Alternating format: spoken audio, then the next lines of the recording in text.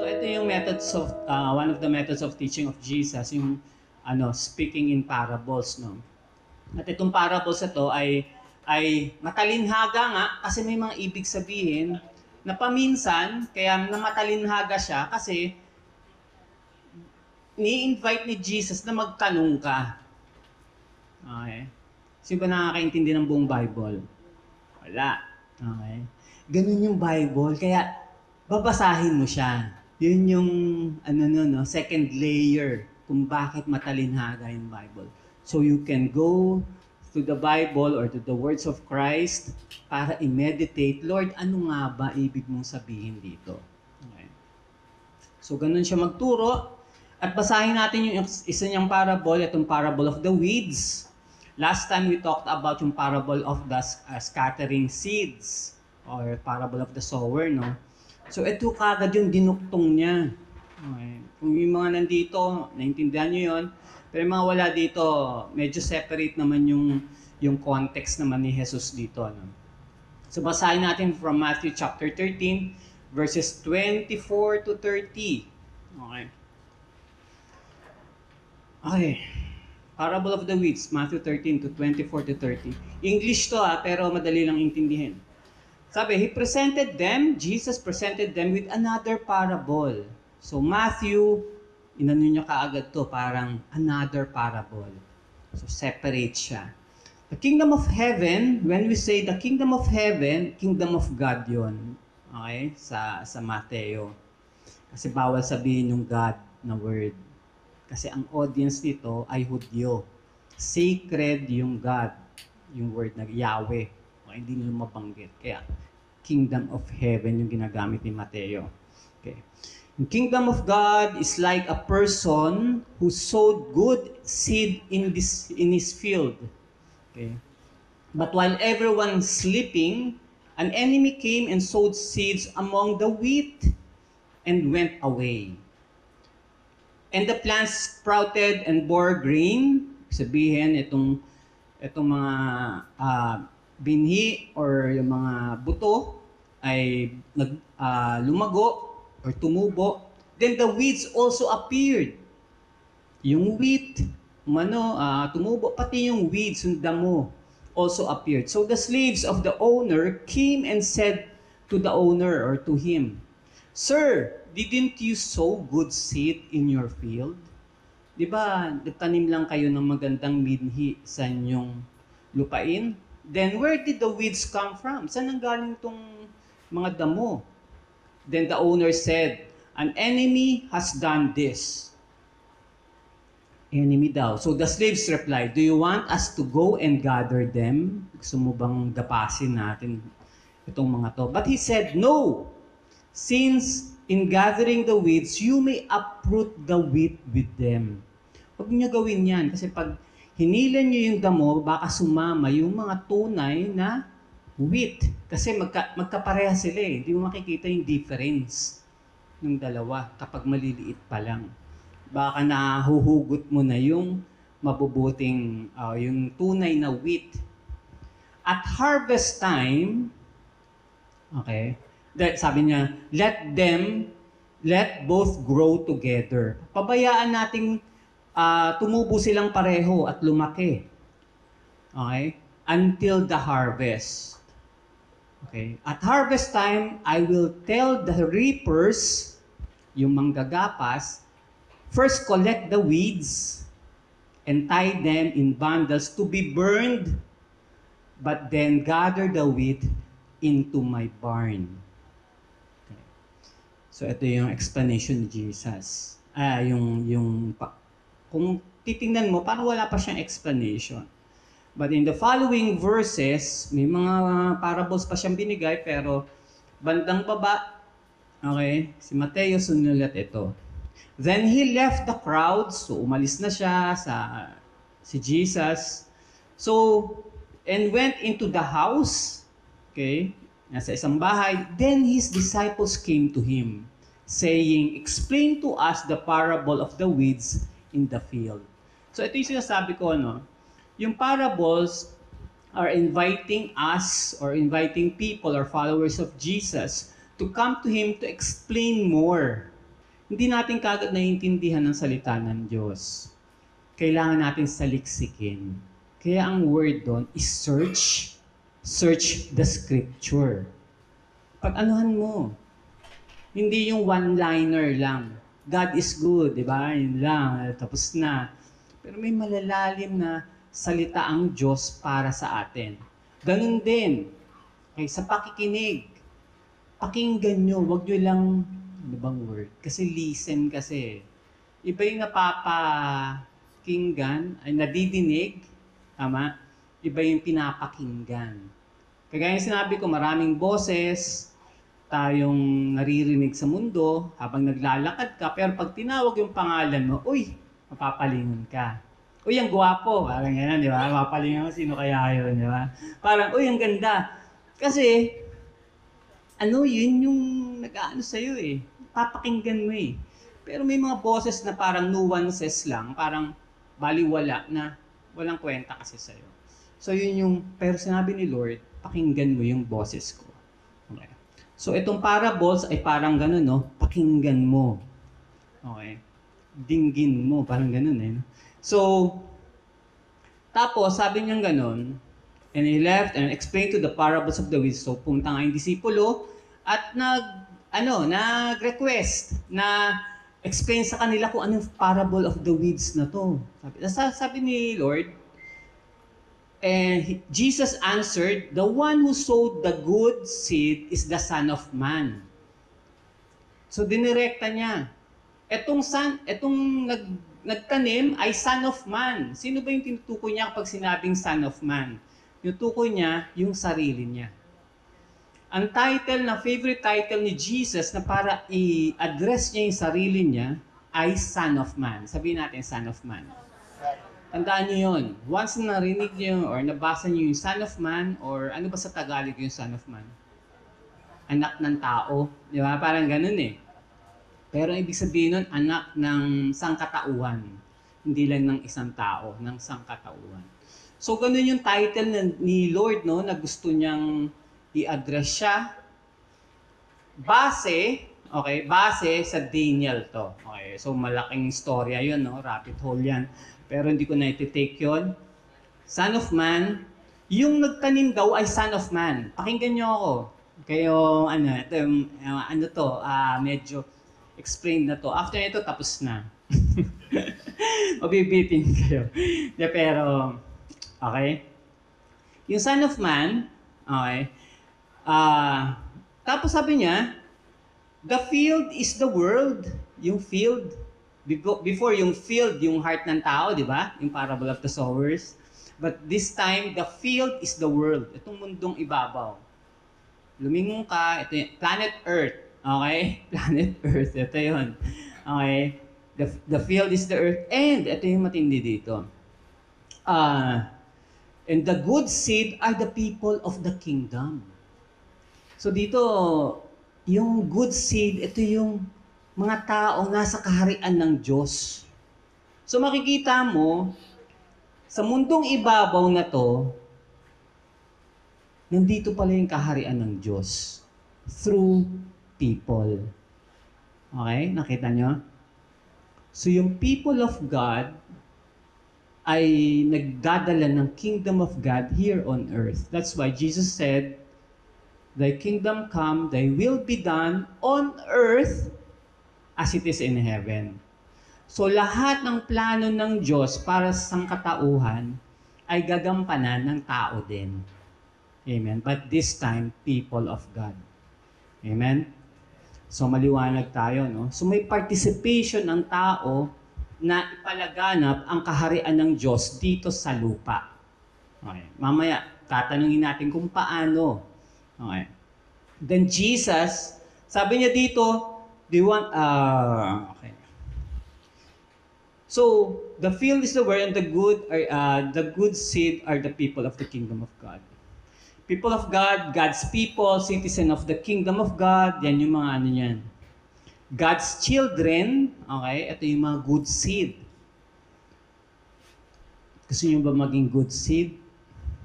Opo. Amen. Tayo, gusto natin yun. Gusto natin maging parte nun. So dito si Lord may pine-present na group of people.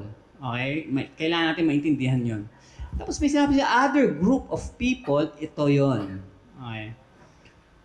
Then, sabi niya, the weeds, yung kanina, the good seed are the people of the kingdom, the weeds are the people of the evil one. Ano ibig sabihin nun? And the enemy who sows them is the devil. Okay.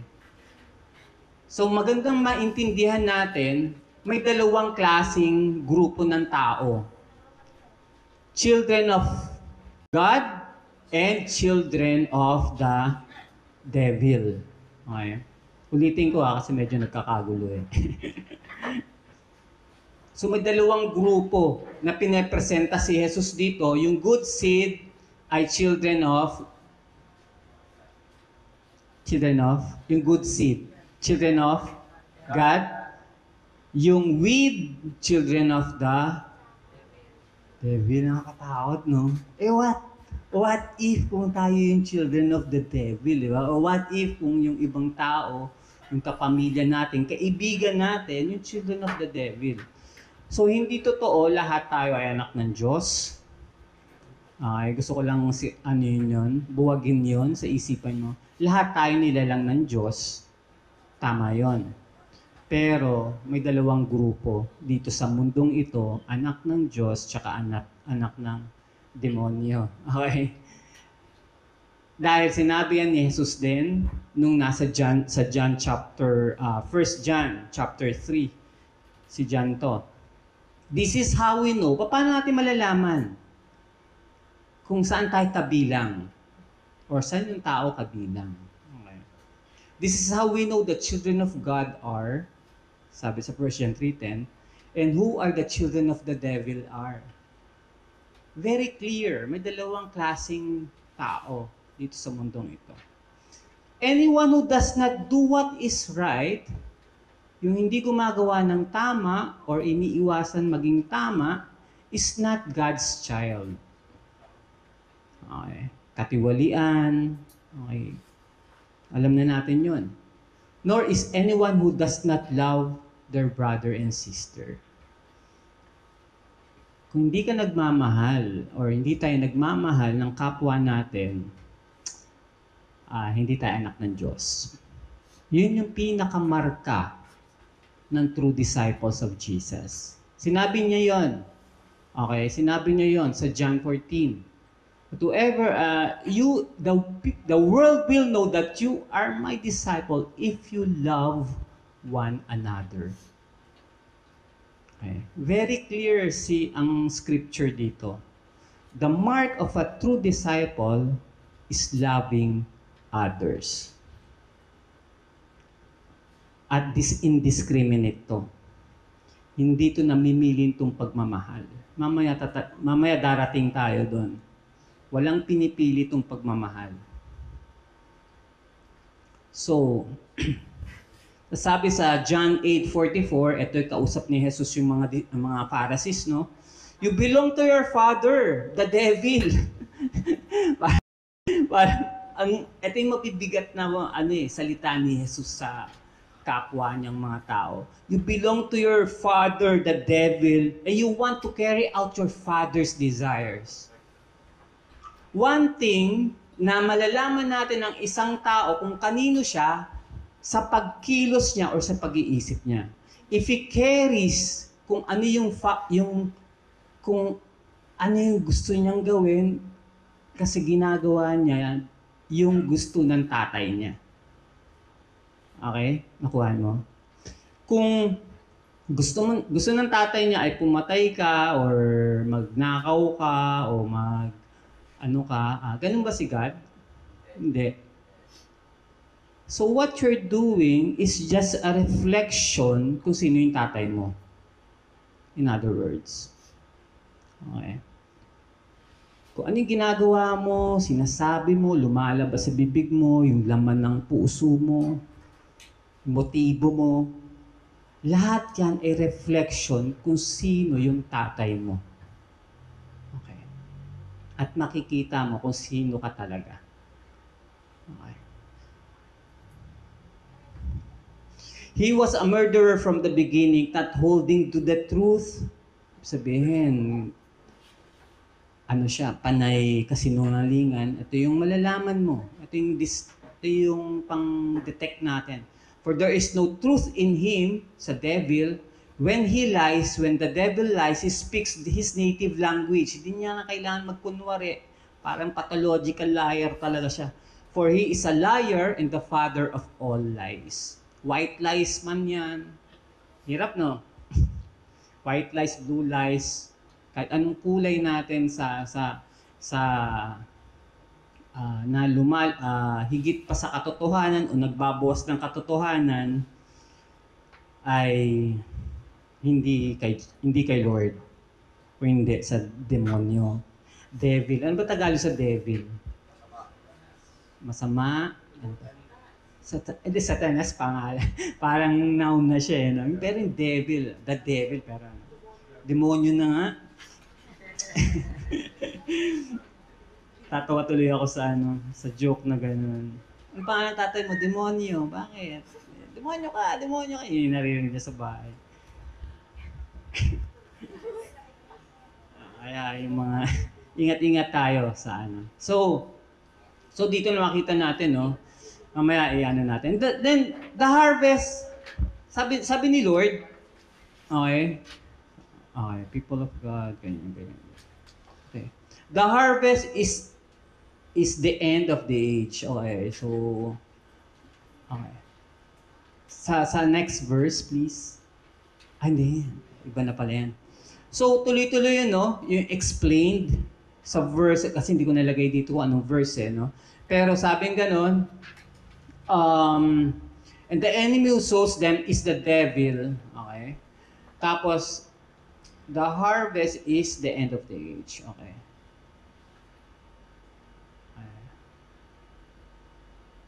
Okay, the harvest is the end. So, makikita rin natin dito, sinabi ni Jesus na yung harvest, okay, is the end of the age. So, makikita natin yung harvest na to, darating ang araw, kasi may in-explain nga si Jesus na yung may harvest na darating. Ang harvest is the end of the age. Ano ba yung end of the age? Okay. Ito yung final judgment. Shortcutting ko na. Hindi ko na mag-explain. Yung sinabi ni Jesus na yung harvest ay yung end of the age. Sabihin natin end of the age. Yun yung harvest.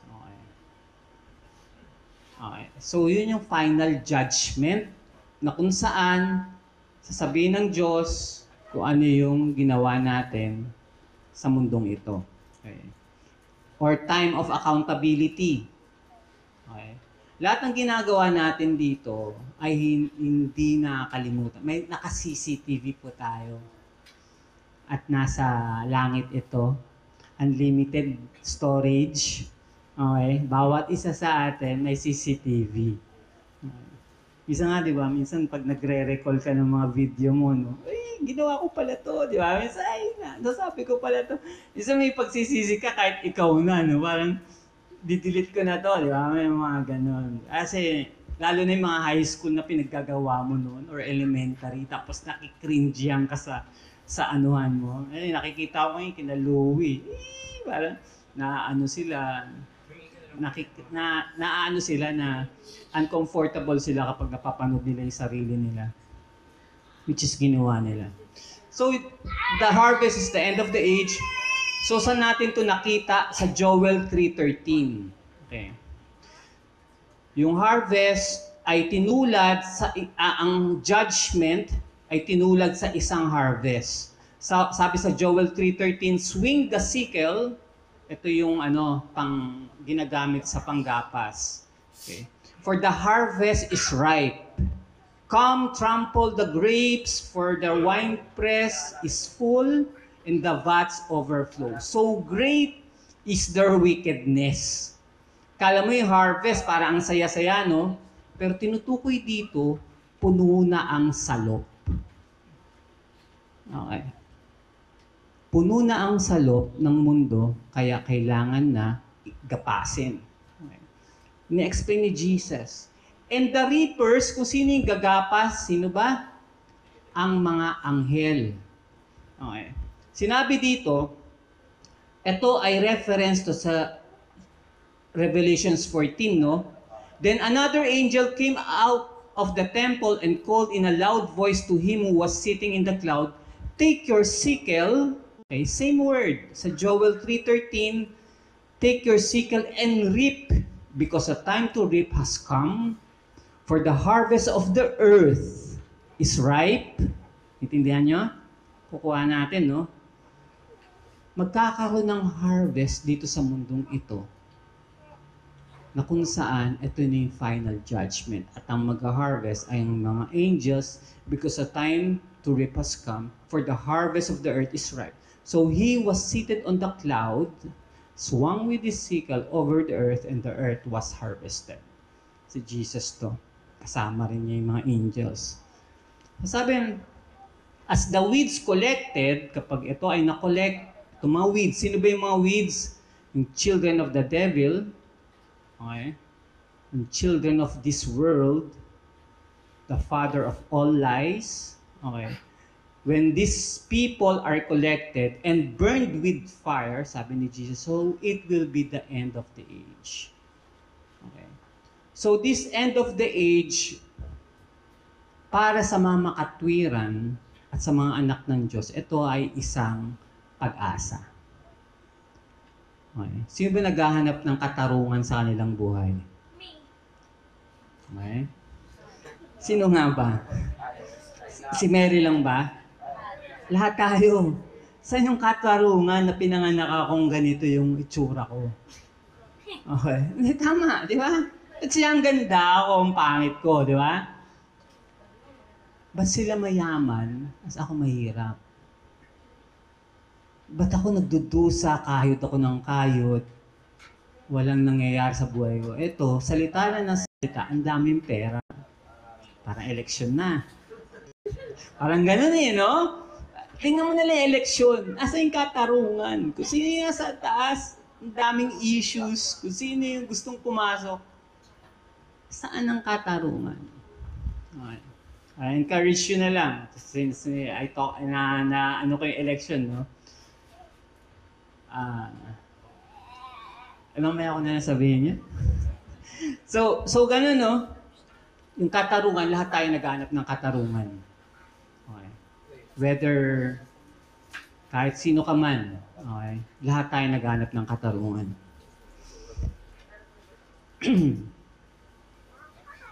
Tapos, sabi ni Lord, etong weeds na collected and burned with fire, hindi niya lang sinabi dito sa verse na to. Sinabi niya rin to sa Matthew 24.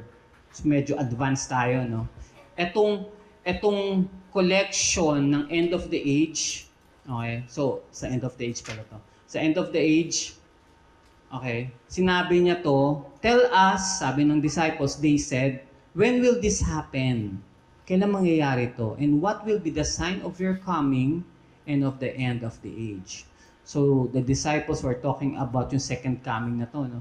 So, yung end of the age, parang para sa Hudyo o para sa Bible, ito ay mangyayari. Hindi lang alam kung kailan. Amen?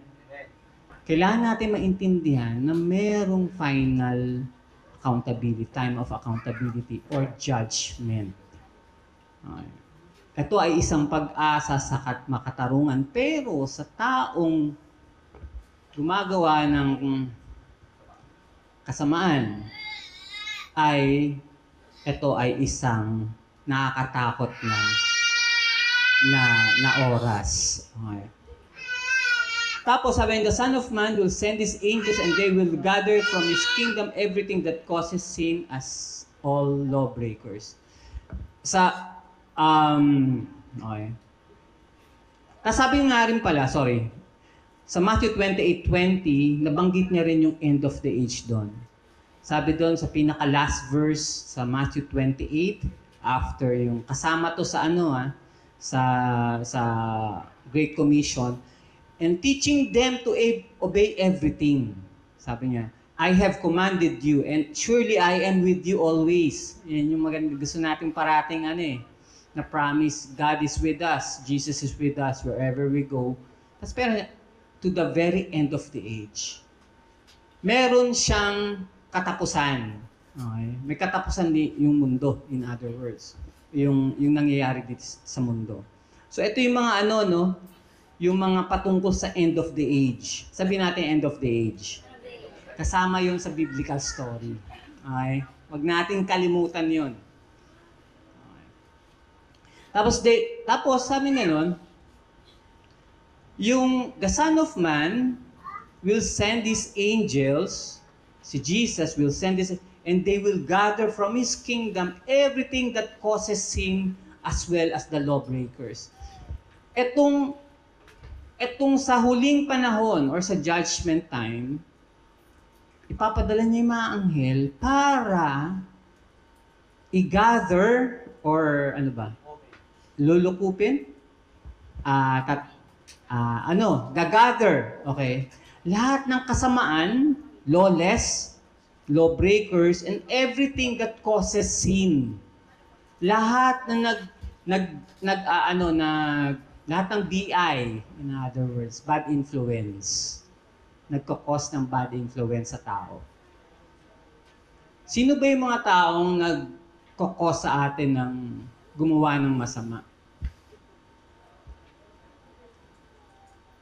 Or baka tayo yun? Tayo yung nagkakos ng kasamaan dito sa mundo. So may mga may mga ganong kwento si Jesus na may sinasabi ni Jesus, may katapusan ang kasamaan dito sa mundong ito. Amen? May katapusan. Igagather niya to one time para, sabi niya, they will gather from His kingdom everything that causes sin as well as the lawbreakers. Kaya nga yung sinasabing God loves the sinners and hates the sin, or God hates sin and loves the sinners. Parang sinabing God loves sin, God hates sin and loves the lawbreakers. Parang ganun eh. Pero dito, igagather niya yung mga lawbreakers. Okay. So, kailangan natin intindihin yun masyado. Okay. So, yung lawbreakers, yung mga taong hindi nagmamahal sa salita ng Diyos, kung ano yung sinasabi ng Diyos, kasi ang salita ng Diyos ay batas. Wala siyang pakialam, hindi ko naman kita nakikita, hindi kita ramdam, gagawin ko kung ano yung gusto ko, binabaliwala ang batas ng Diyos, ito ang lawbreakers. Igagather yon ni Jesus at the end. And anong gagawin niya? They will throw them into the fiery furnace where there will be weeping and gnashing of teeth. Saan niya dadalhin? Itatapon niya. Hindi niya isi-send, kung hindi itatapon niya. Yun yung term. Kapag wala na, kung may mga bagay kayo sa bahay na hindi kailangan, ano ginagawa niyo? Throwing away. Tinatapon. Kasi hindi mo na kailangan. Walang silbi. That's why Jesus said, you are the light of the world. You are the salt of the earth. If the salt loses its saltiness, kapag yung salt ay nawalan ng alat, yung asin, wala nang silbi to, kung hindi, itatapon. Same word. Kapag ikaw ay walang silbi sa kaharian ng Diyos, ikaw ay itatapon. Tatapon ka pa sa apoy. This is the words of Jesus na namatay at nabuhay na muli. It is very reliable and it's trustworthy. Pakinggan natin siya. So, furnace, there will be weeping and gnashing of teeth. Ano ibig sabihin weeping and gnashing of teeth? Yung parang, ayoko ng example yun. Pero, alam mo yun, yung sobrang sakit, yung ka ng ngipin, yung gigil na gigigil ka. Di ba minsan binibigyan ng bayabas yung mga nasa ilog. Alam mo na yun, ginagawa doon. Mga gano'n, yung parang, ito, bayabas, ganyan. Kakagatin nila. Yung mga kalalakihan na gusto magbinata, ganun ginagawa nila sa probinsya. So, ganun, no? Binibigyan sila, kumbaga, yung sa gera, di ba, mga war movies, kapag ginagamot yung mga sundalo, ini-injection na ng, ano to, metformin, morphine. In-injection na ng morphine para hindi nila pero yung mga wala, pinapakagat na lang yung yung kahoy para tanggalin yung bala. Ganun yung no? Ganun yung gnashing of teeth. Sa severe pain, okay, nagna-gnash na yung teeth, nagdidikit. Ibig sabihin, ito yung kalalagyan ng mga anak ng devil. Okay, sabihin na natin yan. Lupit, no? Kumbaga, nire-reiterate ko lang yung sinasabi ni Lord. Ito yung gumagawa ng kasamaan. Okay. Tandaan natin, lahat tayo, ito yan, lahat tayo ay susceptible or vulnerable maging agent ng kasamaan. Naniniwala ba kayo doon? Somehow, pwede tayong maging agent ng kasamaan. Tinutukoy ni Lord dito dalawang agents. Agents of good and agents of evil. Somehow, lahat tayo pwede maging agents of evil. Bakit ko nasabi? Unang-una si David. Okay, king na siya, pinili siya ng Diyos, anointed siya ng Holy Spirit. Ang ginawa niya? Pinapatay niya yung asawa ng may gusto siya doon. Pinapatay niya. Si Uriah. Pinapatay niya yung asawa ng gusto niyang asawahin. Para libre na. Okay? At nalaman yon, kinonfront siya ng propeta si Ma'am Prophet yon, Nathan. Okay? Sinabi, hindi, si Nathan yun. Si Nathan, kinonfront siya at sinabi, ito ikaw. Nagsisi si David, ginawa niya ay may ginawa siyang karumal-dumal, pinatay niya yung asawa. At nagkaanak pa siya doon sa babaeng asawa niya. So naging agent of evil siya. Ganun din, sino pa? Sa first humanity na lang, si Adam and Eve, naging agent of si Eve. Okay? Tapos binigay niya kay Adan, nagkasala silang lahat. Si Abraham, sabihin niyo, napaka-perfect ni Abraham, di ba? Anong ginawa niya? Inabuso nila yung slave nila, yung may katulong sila, na Egyptian ang pangalan, Hagar, at inanakan niya. Wala siyang, itong Hagar na to, alam niya na sumama sila kay Abraham tsaka kay Sarah na mapapabuti yung buhay niya.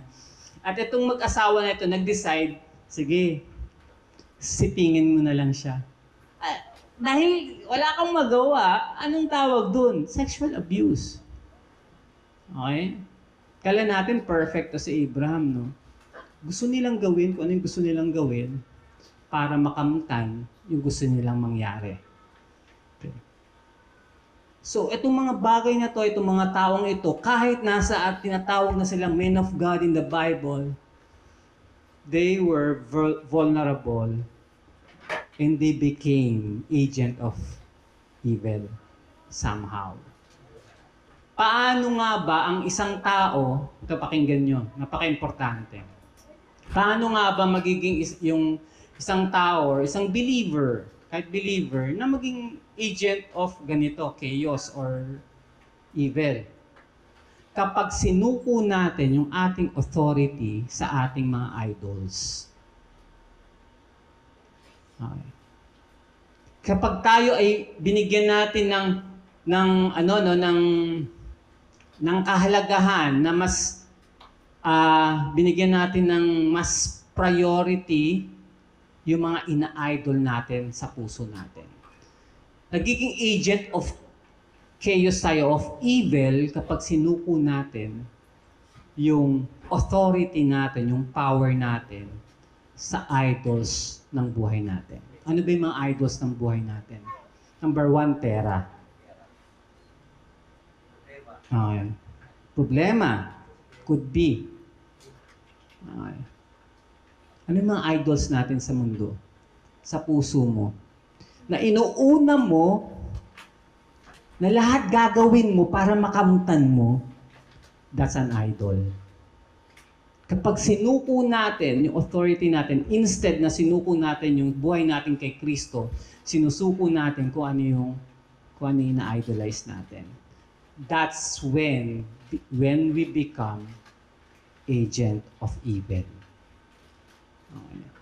That's why it's very important na laging sinusuko natin yung sarili natin kay Jesus. Amen? So they will throw into the furnace. So may sinasabi nila hell daw to. Pero sinasabi ko, judgment day ito. Then the righteous, ito maganda. Ito nga pala, yung reference ng weeping and gnashing of teeth or yung fiery furnace, ginamit ni Jesus yung Daniel 3:16. Okay? Whoever does not bow down and pay homage will immediately be thrown into the midst of the furnace of blazing fire. Okay? Yan, tama to. Okay. Ginamit niya yung Daniel, yung blazing fire. Kapag hindi kayo sumunod, at sinabi ni Nebuchadnezzar to kay Shadrach, Meshach, Abednego. So, very unfamiliar names. Pero, ito yung ginamit. Kapag hindi nyo ako sinamba, sabi ni Nebuchadnezzar, ito yung mangyayari sa inyo. Itatapon ko kayo sa blazing fire. Pero, sinagip sila ng Diyos. Ito yung kinanta natin kanina. Okay, napakinggan nyo yan. Ano bang title yun? Yung There's a Fourth Man. Kasi si Shadrach, Meshach, Abednego, nag-rabbit hole na ako, pasensya na kayo. Hindi sila sumamba sa Diyos-Diyosan na sinasabi ni Nebuchadnezzar na sambahin mo. Dahil kahit batas to. Kasi naging batas yun eh. Lahat, sambahin niyo ako, idol ako, at hindi sila sumamba. Ang nangyari, yun nga, nagkaroon ng consequence, itatapon sila sa blazing fire. Nakakatuwa, sa sobrang init nito, yung mga magdadala doon, nasunog din. Nakasama. Tapos nandoon na sila, tumingin itong si Nebuchadnezzar, itong king, uy, sino yung pang-apat na taong yun? Si Jesus yun.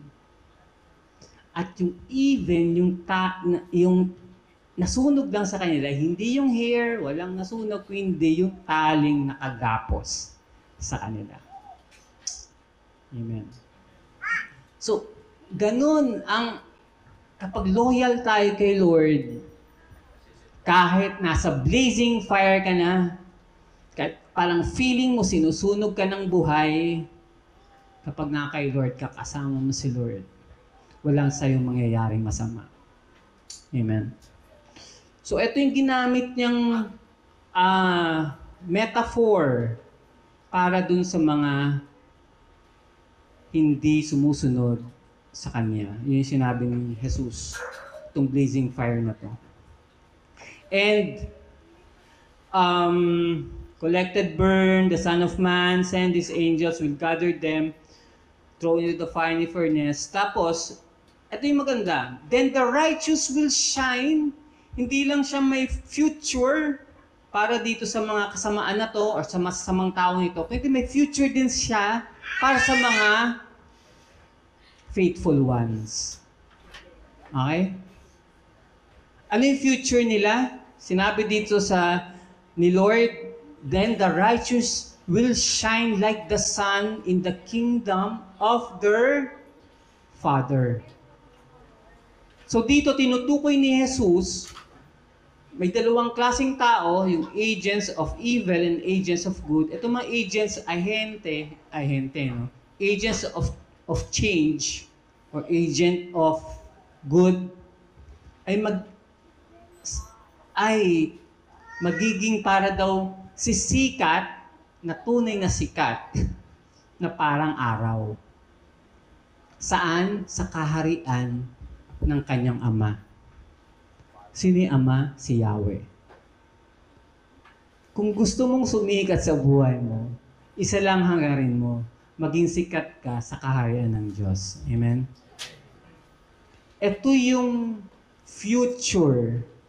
Okay? Ito yung hope ng bawat believers. Lahat ng followers of Christ. Kagaya sinabi ko, lahat tayo humihingi ng katarungan. At sa mundong ito, baka hindi natin makamtan, pero someday, we will have our justice sa nangyari sa buhay natin.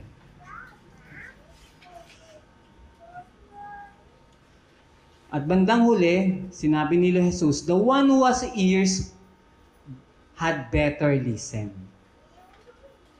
Lahat ng may tenga, makinig. Hindi mo lang kailangan madinig, kundi makinig intently. Etong listening is very important to the Jews because ito yung yung part ng prayer nila na tinatawag na Shema. Okay? Makikita natin to sa Deuteronomy 6:4. Listen, O Israel. So Jesus is echoing Yahweh of the scripture. That's his favorite line. Those who have ears, better listen. Pag sinasabi niya na ako si Yahweh, okay, makinig kayo. At doon niya sinabi, love the Lord your God with all your heart, with all your strength, with all your might, with all your mind. Sa Deuteronomy 6:4. So pag sinabing listen, ito yung listen is to obey. When we say listen sa word, so Hebrew culture, pag sinabi mong mapapatunayan mo na nakinig ka or napakinggan mo by heart kapag ito ay ginawa mo. Okay? Hindi mo pwedeng sabihin na pakinggan mo at hindi mo ginawa, ibig sabihin mo hindi mo naintindihan, hindi mo napakinggan. Naalala nyo yung elementary pa kayo? Tapos may assignment, di ba? Everyday may assignment yan eh. Tapos hindi mo ginawa. Di ba? May ganyan eh. O may assignment tayo, tapos hindi natin ginawa. Ganyan. Ano yung sinasabi parate? Hindi nyo kasi iniintindi. O naintindihan mo pero hindi mo ginawa. Okay. The fact na ginagawa mo, naintindihan mo. Okay. When we practice the Word of God, naintindihan natin kung ano yung kalooban ng Diyos. Amen? Magpipreach na ako. Ito pa lang yung interpretation ni Jesus. Pero mabilis lang to. Naalala niyo yung sinabi ng mga servants ng master? Lord, may dalawa silang tanong. Di ba good seed lang yung hinasik nyo? At saan galing itong mga weeds, itong mga damo? Gawayan ng mga kalaban. Nagkasik sila ng mga weeds para ano. Anong gusto mo?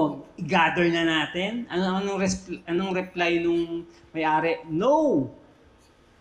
Paminsan, sa injustice, sa mga hindi makatarungang bagay na ginawa sa atin ng tao, ng mundo, ng sistema, gusto natin maghigante.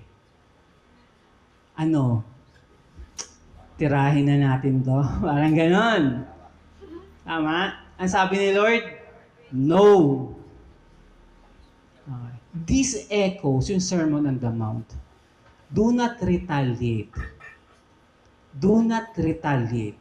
Kahit alam mong dihadong-dihado ka na, alam mo na yung suspect, na sure na siya yung gumawa, at may kakayahan ka na gawin yun.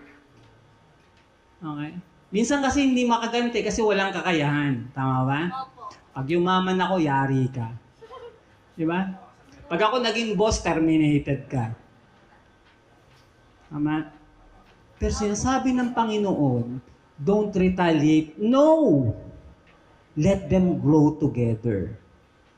Pinapakita ng Panginoong Jesus na meron siyang habag na itong mga taong ito ay magbabago somehow. Amen? Ganun yung habag ng Panginoon. Ipakita mo yung habag ng Panginoon.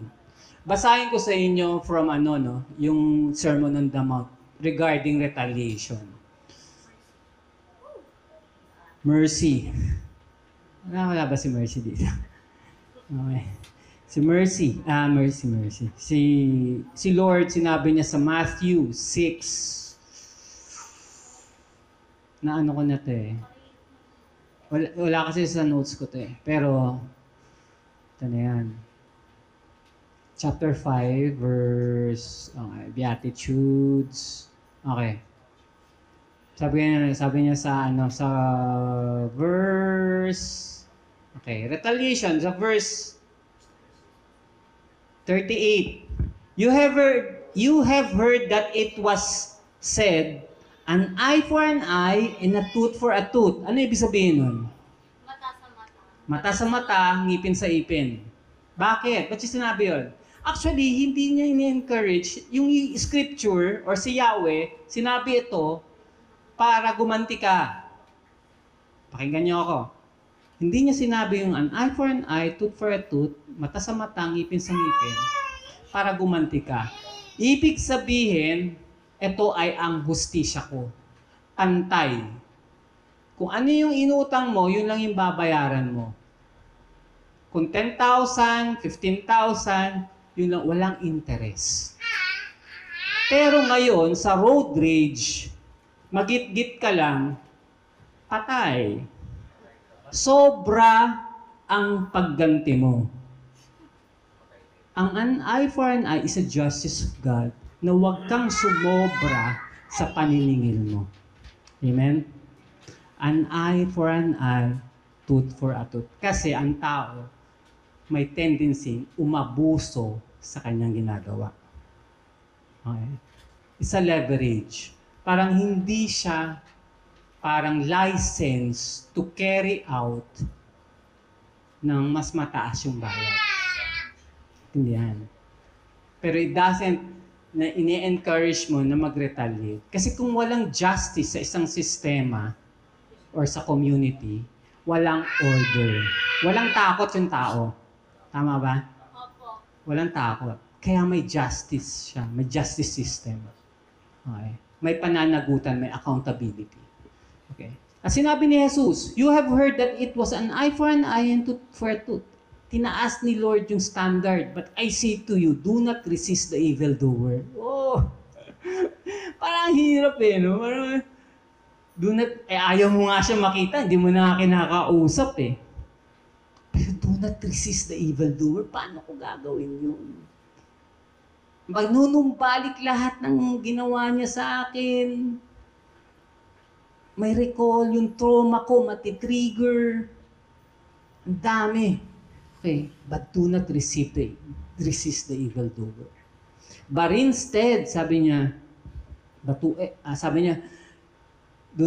but whoever strikes you on the right cheek, turn the other to him as well. Yung left cheek down. May ibig sabihin yan, pero hindi ko na-explain. But if someone wants you to sue you and to take your tunic, or yung damit mo, gustong hiramin, give him your coat as well. Bigay mo rin. Okay? Pag gustong kunin, okay, bigay mo na. Okay? And if anyone forces you to go 1 mile, go with him 2 miles. Go with him 2. Ang ibig sabihin nun, kasi yung mga Israelita nun, yung mga Hudyo nun, pinipilit sila ng Roman soldiers na buhatin yung kanilang kagamitan. Kunyari ako, napadaan ako, sakita ako si Algin, Hudyo, ako yung Romano. Ang dami kong karga, mga panangga, dami ng backpack. Algin, ganyan. Dalhin mo nga to. Ang require lang noon, 1 mile. May legal rights sila, yung mga Romano na 1 mile. Ang sabi ni Jesus, gawin mo ng 2 miles. Tandaan mo, yun yung sumasakop sa kanila. Yun yung parang, yun yung kaaway nila actually. Don't retaliate. Huwag mo ilagay yung batas sa iyong kamay. Give to the one who asked you. Do not reject the one who wants to borrow from you. Huwag tayo maging pikit mata sa pangangailangan ng iba. In other words. Practical ba yung Christianity? Amen? Very practical. It tells us how to treat one another in love and also in generosity. Ay, nabigyan ko na yan. Tama na yun. Sapat na yun. Hindi. Pag umulit yan, bigyan mo pa rin. Pag ulit-ulit, bigyan mo pa rin. Kung may kakayahan ka. Okay? Kung may kakayahan ka. Dahil ganun ang Ama. Amen? Ganun si God. Kahit gumagawa ka ng kasalanan dito, isip-isip mo, bakit buhay pa ako? Dahil mahal ka ng Diyos. Amen? May pag-asa siyang binibigay sa'yo. Then, anong pinakita ng Diyos dito? Dito na ako magtatapos. Yung sinabi niyang no, since in gathering the weeds you may uproot the wheat with them. So nakita niya yung may mercy. Okay? Ang mercy, ito yung definition ng mercy ko, no? Mercy is you're withholding the power to execute judgment when you have the power to do it. You're withholding, kaya may kakayahan ka, pero hindi mo ginagawa. You're applying mercy. Amen? Ganon si God sa atin. Kaya ayaw niyang pabunot lahat. Okay. Pwede niyang gawin, pwede niyang utusan, pero hindi niya ginawa. That's mercy. Ganon din sa buhay natin. This is the justice of God. May kakayahan si Lord, pero hindi niya ginagawa. Pero kung sabi ni Lord, sabi sa Bible, God doesn't overlook sin. Hindi ibig sabihin pinagbibigyan ka niya, nagwi-wink siya, or ay, nakapikit si God. Hindi. Nakalista lahat yan. Sabi ko sa inyo, may CCTV yan. At ang gandahan ito, lahat ng ating kasalanan ay binayaran na ni Jesus sa cross. Amen? That's our hope. Kaya ngayon justice ay nasa cross. Alam ng Lord na kailangan bayaran yung kasalanan. Ginawa ni Jesus para hindi na natin maranasan yung kabayaran ng kasalanan. The only thing that we can benefit sa death ni Lord Jesus is to trust Him. To surrender our lives to Him. That's the essence of the cross. Justice and mercy.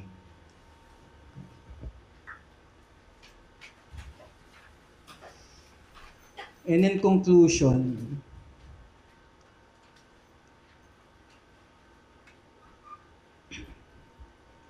the justice of God will surely come. Darating at darating ito. For believers, this is the hope. Ito yung ating vindication, very big word. Ito yung ating hope. For all the sufferings and pain, for all the doubts and injustice caused by evil, we see and experience. Kailangan natin to. Amen? The justice of God is something that people long for. However, we sometimes want to escape from the judgment of God. Minsan gusto natin takasan ito kasi may kasalanan tayo. Amen? May gusto akong pakita sa inyong video. Etong isang expression ng mercy. Well, I was on my way to school, so my mom just got out from the surgery. She had breast cancer, so that's the day that. So I leave her at home. I'm sorry, I'm like going emotional right now. I leave her at home to go to school to take my exam. So I did not see the stop sign, so I go through it. So that was the day. Where do you go to school? Break. Okay, what are you studying? Medical technology. I'm sorry, because I'm not showing it. Don't worry about it. We understand that. I know this is an unusual experience for you. I know it's a very intimidating atmosphere here. But just take a deep breath. Okay? You'll be fine. How's your mom doing? She's still recovering. Well, let me tell you what we're going to do. I'm going to dismiss it without using your good driving record. Thank you. Did Well, I was on my way to school, so my mom just got out from the. So ganun yung mercy ni Lord. Okay. God did not give what we deserve. Okay. If this man, this imperfect human being can forgive or can justify the guilty, kaya ni Lord yun. Amen. That's in Christ. Kinuha na ni Lord lahat ng penalty natin. Marami na tayong traffic signs na na-break. Life rules na in-overtake. Pero yung mercy ni Lord abounds. Sabi, mercy covers multitudes of sin. Okay. And we can find that in Jesus. Okay. This justice of God is summed up siya sa cross. The justice of God was satisfied by the Lord through His death. And the mercy of God was demonstrated through the death of Jesus. So let's pray.